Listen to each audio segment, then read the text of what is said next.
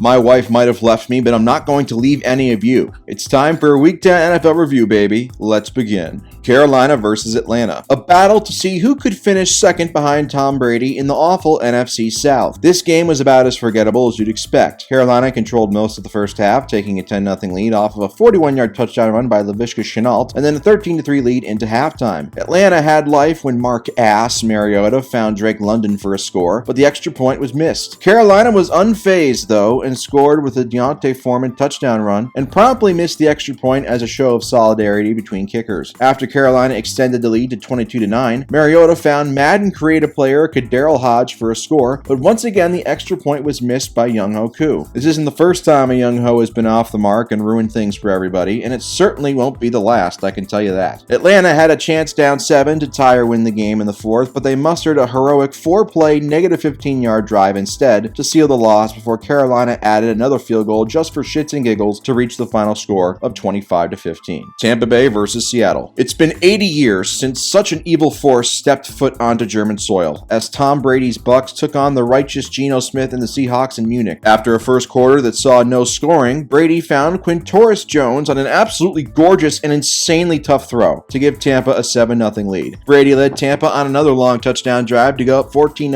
at halftime. Did I mention that Seattle came into this game with a top 6 offense? Well, guess what? Not against Brady's defense they didn't. Shocker. The key stretch of the game happened in the third quarter. Tampa hilariously called a pass downfield for an unathletic 45-year-old white quarterback, and it was promptly intercepted. With Seattle trailing 14-3, Geno drove them to the Tampa Bay 9-yard line with a chance to make it a 3 or 5 point game heading into the fourth, but that's when Brady shouted to Geno, "Fumble the ball, you bitch!" And Geno did, giving it back to the Bucs, who promptly went on a long touchdown drive to make it 21-3 early in the fourth. Geno finally woke up and started throwing dimes, leading Seattle to a touchdown to make it 21-9. Then Brady finally threw an interception, which gave Geno another chance to throw a beautiful dime on fourth down to make it 21-16 Tampa with 4 minutes left. But Brady made sure Seattle wouldn't get the ball back. He completed an inaccurate 17-yard pass to Julio, then he transferred his will to win into Rachaad White, who broke off runs of 12 and 18 yards to seal the win. Brady is now 5-5 and comfortably in first place of a terrible division despite his offense playing like shit all year. We will never truly be free from this FTX scammer. Fuck the Rams and crappy soup commercial actor Sean McVay for not finishing Brady off last week. Pittsburgh versus New Orleans. This game was a battle between Andy Dalton and a younger Andy Dalton with black hair and tiny hands. Pittsburgh struck first with a touchdown run by rookie George Pickens, then added a field goal early in the second to take an early 10-0 lead, but New Orleans roared back like a hurricane. Oh, awkward phrasing. To tie the game at 10 with 15 seconds left before halftime, thanks to Dalton finding Juwan Johnson for a score, ending racism forever. The third quarter saw nothing besides a missed field goal by Pittsburgh to set up a thrilling fourth quarter. Pittsburgh broke the scoring drought with a field goal to take a 13-10 lead, but Dalton threw an interception, and Pittsburgh capitalized with a Pickett touchdown run to go up 10 with 9 minutes left. But hold on, folks. One can't simply count out Andy Dalton. Well, actually, yeah, you can. New Orleans' remaining drives ended with a turnover on downs and an interception to give Mike Tomlin his first win over New Orleans, now giving him a win over every team in the NFL besides Pittsburgh, obviously. This was also Kenny Pickett's first legitimate NFL victory. I can't wait for his Hall of Fame ceremony in 20 years. Kansas City versus Jacksonville. An oddly paced game between a title contender and an also-ran. As one would expect, Patrick Mahomes came out and dominated, throwing 3 first-half touchdowns to give KC a 20-0 lead, but Jacksonville and Trevor Lawrence surprisingly fought back, cutting the lead to 20-7 just before halftime. Of course, this is the Jags, so they missed a chance to make it 20-10 at halftime after a KC fumble on a kickoff set them up for a 41-yard field goal, but it was missed. Nevertheless, on a long drive in the third quarter, Jacksonville got a field goal, but missed another great chance to score a touchdown. So instead of it being 20-17, it remained 20-10, and then Mahomes promptly threw his 4th touchdown of the day, this time to premarital sex enjoyer Travis Kelce, to make it 27-10 entering the fourth to essentially end the game. In the fourth, Mahomes threw his usual stupid interception to hurt his stats. God damn it, Patrick, we need you to be the GOAT someday. Throwing garbage time interceptions is no good. Anyway, Lawrence threw another touchdown to make it 27-17 Kansas City before Mahomes and the KC ground game ran out the final 5 minutes to seal the win. Lawrence was actually pretty good in this game, but Mahomes remains the standard. Detroit versus Chicago. You know 2022 is fucked when a Bears-Lions game is one of the most exciting events on the menu. It was an evenly played first half. Both teams scored a field goal and touchdown to make it 10-10 at halftime, but shit started to get real in the third. Detroit punted on all 3 of their third quarter possessions, while Justin Fields found RC Colagronk, aka Cole Kmet, for 2 scores, including a monster 50-yarder to give Chicago a 24-10 lead entering the 4th. Detroit went on a 55-yard touchdown drive to make it 24-17. Then Fields threw a huge touchdown pass. Unfortunately, it was to the Lions, as his college teammate Jeff Okudah pick-sixed him to tie it at 24 with 11 minutes left. Then, as if nothing had happened, Fields ripped off a fucking 67-yard touchdown run to go up 30-24, but his kicker missed the extra point. The two teams exchanged punts, and then Jared Goff became Jared Goff, leading Detroit on an impressive 91-yard touchdown drive to go up 31-30 with 2 minutes left. Gee, Jared, think you could have done that against Brady in the Super Bowl, you dick? Anyway, Fields had one last chance to steal the win, but his final drive stalled out at the 32, sealing the loss. As an NFL expert, it is clear to me that Fields' teammates are pissed off that he's rushing for so many yards and touchdowns because he's stealing a job from his running backs trying to get them fired. This game showed that his kicker and defense are letting him lose to try and spite him. Very, very sad stuff. Tennessee versus Denver. God, I absolutely fucking hate reviewing Broncos games. For the last 6 or 7 years, they've been the most boring and irrelevant team, and every game is the same. They either win or lose by scores like 17-10 or 21-17, and it just really sucks. This 17-10 loss to Tennessee was no different. I won't spend very long on this one. Denver punted on each of their first 4 drives. Tennessee punted on each of their first 6 drives. Denver finally found life on a 66-yard touchdown pass from Gus Fring to Jalen Virgil, and a field goal to take a 10-0 lead, but Tennessee finally awoke just before halftime on a touchdown pass from Ryan Tannehill to make it 10-7. The third quarter saw more punts from Denver and a 63-yard touchdown pass from Tannehill to Westbrook Ekine to give Tennessee a 14-10 lead. Would the Titans be willing to trade their Westbrook to the Lakers for Russell Westbrook? Just a thought. Anyway, the fourth quarter looked like this. Denver punt, Tennessee fumble, Denver punt, Tennessee field goal to go up 17-10 with 3 minutes left before the game ended on a Russ interception. I hate to break it to Broncos fans, but Russell Wilson's transformation into Seneca Wallace is complete. Miami versus Cleveland. There was a lot of scoring in this one, but not everybody had a good time. Sounds a lot like me being a third wheel for my wife and her boyfriend. Anyway, Cleveland struck first, going up 7-0 on a Jacoby Brissett touchdown pass before the bottom fell out. No offense to women with BBLs. Tua Goff found Alec Ingold to tie it at 7, and then found something called Trent Sherfield for another score to go up 17-7 at halftime. Packers owner Raheem Mostert broke off a 24-yard run to make it 24-7 early in the third. Cleveland got a field goal to make it 24-10, but Goff of Aloha found outspoken supporter of child safety Tyreek Hill for a touchdown to go up 30-10 heading into the fourth. Nick Chubb broke off a 33-yard touchdown run to make it 30-17 Miami, and temporarily interesting, but Miami reeled off 9 straight points, capped off by a Jeff Wilson touchdown run to reach the final score of 39-17. It's obvious the Browns desperately missed Deshaun Watson's leadership and integrity. They should have tried to lure Ben Roethlisberger out of retirement instead of settling on Brissett, in my opinion. Roethlisberger would have given the team some class that it's desperately missing. New York Giants versus Houston. This game went about how you'd expect. An average Giants team beat a horrible Texans team at home 24-16. The first half was largely boring outside of a touchdown pass from Norman Bates to Lawrence Cager to give New York a 7-0 lead. Bates then found Darius Slayton for a 54-yard score early in the third to take a 14-3 lead before Davis Mills responded with a nice touchdown throw to make it 14-10. Houston's celebration was short-lived as Bates and pokey nipplehaver Saquon Barkley led New York on another long touchdown drive to go back up 21-10 entering the fourth. Houston got into the red zone on their next drive, but Damon Pierce fumbled. New York went 3-and-out. Mills drove Houston into the red zone again, had a touchdown called back, then threw an interception on the very next play. New York punted again. Houston went on a long-ass field goal drive to make it 21-13 with 2:26 left. Houston's onside kick failed, and New York added another field goal to go up 24-13 with 2 minutes left. Houston said, "You bastards might win the game, but you won't win this field goal contest," as they kicked another field goal to make it 24-16 with 11 seconds left. The onside kick failed again, like my relationship with my kids, and New York won to improve to 7-2. The worst 7-2 team in history. Arizona versus the Rams. This was an exciting matchup between Matthew Stafford and Kyler Murray, and wait, those guys missed the game, and it was actually John Wolford versus Colt McCoy? Oh, what the fuck? Seriously. Well, there goes my erection. Thanks a lot, Goodell. Of course, with this game being played in California, it's no surprise the first points were scored by a Gay. Rams kicker Matt Gay, to be specific. But after that, Arizona ripped off 17 straight points, including a touchdown run by cancer survivor James Conner and a great touchdown catch by A.J. Green's corpse to go up 17-3 at halftime. L.A. fought back with a Darrell Henderson touchdown run to make it 17-10 entering the fourth, but despite having a chance to tie the game early in the fourth, L.A. punted away, and the second best quarterback to play at Texas under Mac Brown between 2003 and 2009 led Arizona on a touchdown drive capped off by another Conner touchdown run to go up 24-10. As a tribute to Stafford, Wolford threw an interception. Arizona kicked a field goal off of it to go up 27-10 with 4 minutes left, and then in a show of vanity, LA scored a worthless touchdown to make the final score a more respectable 27-17. The Rams are the most irrelevant defending Super Bowl champions ever. Indianapolis versus versus Las Vegas. There was so much bitching and complaining during the week about Jeff Saturday becoming Indy's head coach that I almost forgot there was a game. Matt Ryan made his triumphant return and actually played pretty well, although it was against the Raiders, so it's not saying much. Indy had a 10-0 lead thanks to a Ryan touchdown run. Vegas got on the board with a Derek Carr touchdown pass, and it was a 13-7 game at halftime. Josh Jacobs, who was only the second worst drunk driver the Raiders have drafted out of Alabama in the first round over the last 4 years, scored a touchdown late in the third to take a 14-13 lead, but it was immediately erased by a 66-yard touchdown run by Jonathan Taylor. Remember him? The two-point conversion failed, but Indy had a 19-14 lead entering the fourth. Carr found his college buddy Devontae Adams for a 48-yard touchdown to go up 2019, but the two-point conversion failed. Indy punted, but Las Vegas couldn't capitalize, punting it right back. On Indy's next drive, Ryan scrambled for 39 yards. Yes, that Matt Ryan. A few plays later, thanks to Jeff Saturday's superior coaching intellect, Ryan found Paris Campbell for a 35-yard touchdown to go up by 5 points with 5 minutes left, but the two-point conversion failed again. Carr had plenty of time and a chance to win the game, and he drove the ball inside Indy's 20-yard line, but eventually turned it over on downs to lose. After the game, the Raiders' car literally broke down, signifying that they might need to get a truck or a minivan instead of moving forward. But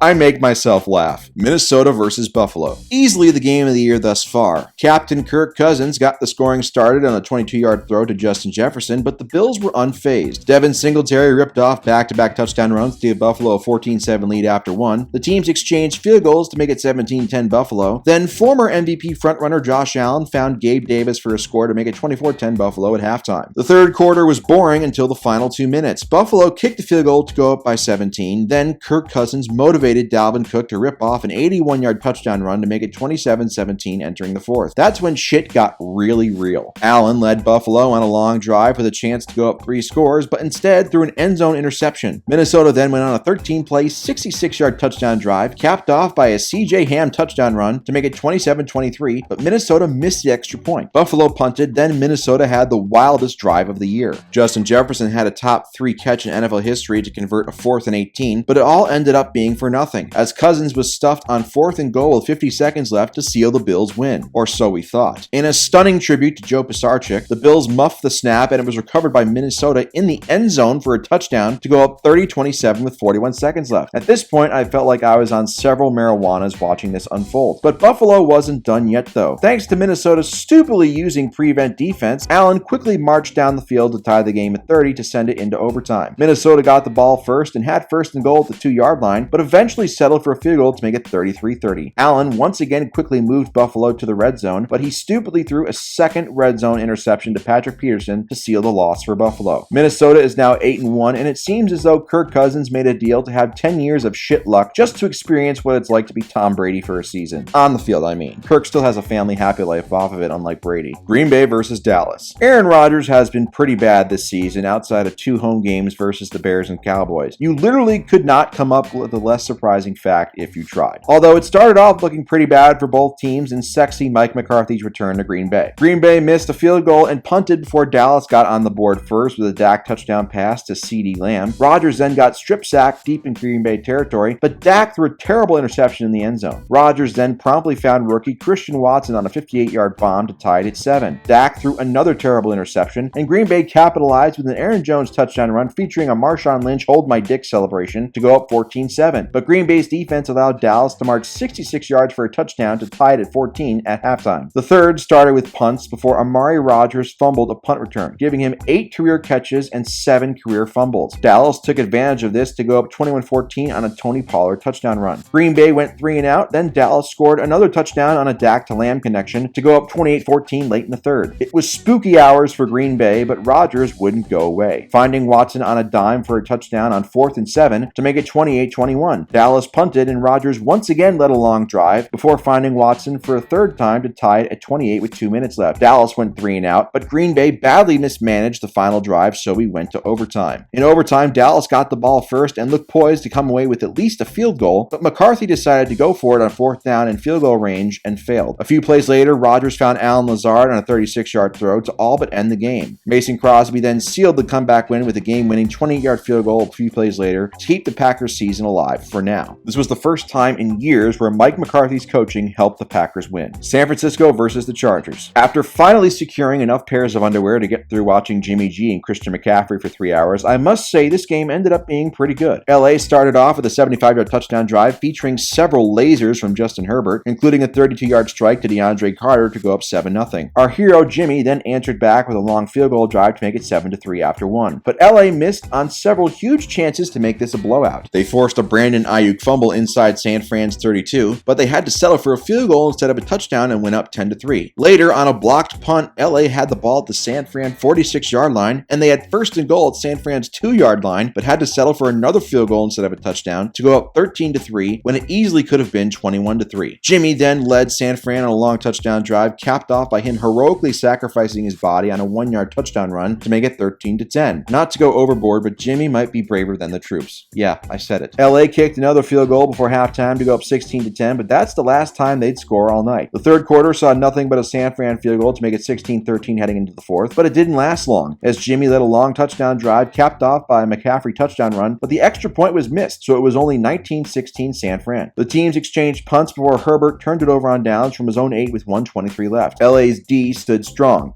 and thanks to 3 timeouts, Herbert got the ball back with 53 seconds left after San Francisco kicked the field goal, but on his final pass, he got hit as he threw, and it ended up being picked off by Diet Troy Polamalu, Taulona Hufanga, am I saying that right? I'm not racist, I swear, to give the 49ers a 22-16 win. Herbert entered this game with a 500 career record, and he still has never had a winning career record at any point. The wait continues at least a few more weeks. As for my angel Jimmy G, don't you dare say he's a product of Kyle Shanahan. In fact, it's the opposite. Shanahan is now 39-19 with Jimmy as a head coach, and 9-29 without him. Not only is Jimmy gorgeous, but he also helps keep people employed. It's fitting that his passer rating this season is now 100.0 because he's truly perfect. Washington versus Philadelphia. In an absolute embarrassment to the sport, the Washington referees did just enough to make sure the Eagles wouldn't have a perfect season in this 32-21 Washington win, quote unquote. The game started off as everybody imagined, with Philly strip-sacking Red Wave supporter Taylor Heineke, then taking a 7-0 lead on a Jalen Hurts touchdown run. Washington responded with an impressive touchdown drive to tie it at 7, but Hurts answered with a touchdown pass to Dallas Goedert to give Philly a 14-7 lead after one. Washington kicked a field goal, then Hurts threw an interception, then Washington went 86 yards for another touchdown. Philly went 3 and out, giving Washington a chance to add points before the half with a field goal to make it 20-14. Philly still couldn't get anything going offensively in the third quarter, while Washington added a field goal to make it 23-14. Finally, Jalen Hurts found Devonta Smith for a score to make it 23-21. Then the bullshit started. Heineke threw an interception, then Goddard fumbled on what should have been an obvious face mask penalty that wasn't called, and set up Washington with pristine field position, which they used to kick a field goal to go up 26-21. On Philly's next possession, Hurts found Quez Watkins on a 50-yard bomb, but Watkins fumbled after getting up, which was a pretty fluke play. But whatever. It's what the deep state wants, I guess. The teams traded punts, and then on Washington's final drive, an atrocious, inexcusable roughing the passer flag was called on a flop by Heineke,